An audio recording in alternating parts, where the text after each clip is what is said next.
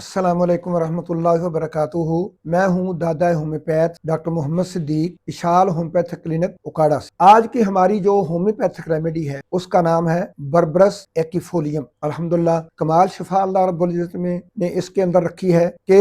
یہ جلد کی بیماریاں، داد، چنبل، خارش اور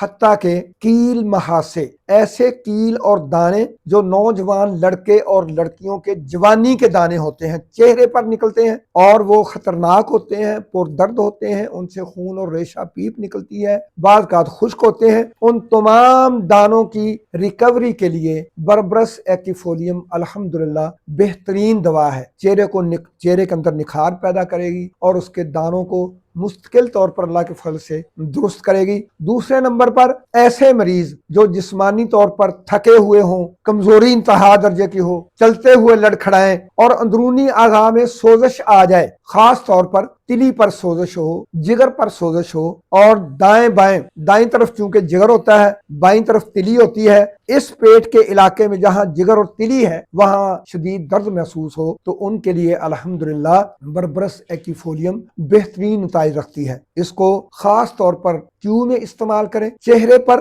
یہ اپلیکیشن کے لیے، لگانے کے لیے بھی استعمال کی جا سکتی ہے، ڈائلوٹ کر کے یا کسی آئنٹمنٹ یا کریم میں لگا کر تو اس کو چہرے پر لگایا بھی جا سکتا ہے، اور اندرونی طور پر بھی اس کو کیو، مدر ٹنکچر 30، 200، 1 mrcm میں جتنے ریئر کیسز ہیں، پرانے مریض اور پرانی بیماریاں، پرانی علامات، ان کے لیے 1 mcm ضرور مریض کو وقتاً فوقتاً دیتے رہیں گے تاکہ اس کی یہ تکلیف دوبارہ لوٹ کر واپس نہ آئے، تو الحمدللہ اس سے شفا یابی ممکن ہے۔ السلام علیکم ورحمۃ اللہ وبرکاتہ۔